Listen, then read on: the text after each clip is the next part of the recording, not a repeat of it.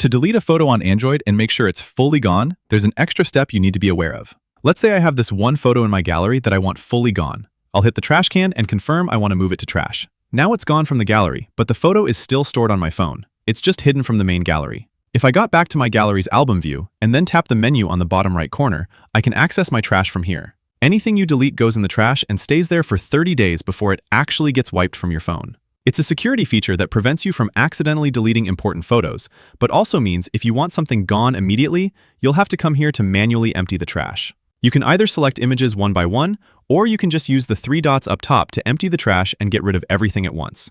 Now the photo is actually gone. If you're using the Google Photos app, the process is the same. I'll delete a photo, but once again, it doesn't actually get deleted, it just goes to trash.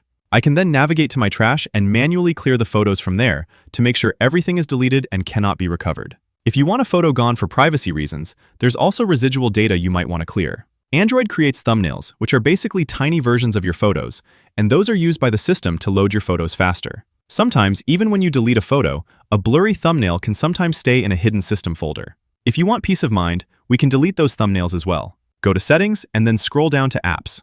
From there, we'll find the app that was used to store your photos in. I'll pick the Gallery app where my first photo was. Within the app settings, you can then go to Storage, and from there, you can clear the cache for that app. This will delete and clear any temporary cache files, which would include those low-resolution thumbnails. And that's how you fully delete your photos. Click the like button if this helped, and subscribe for more easy guides like this.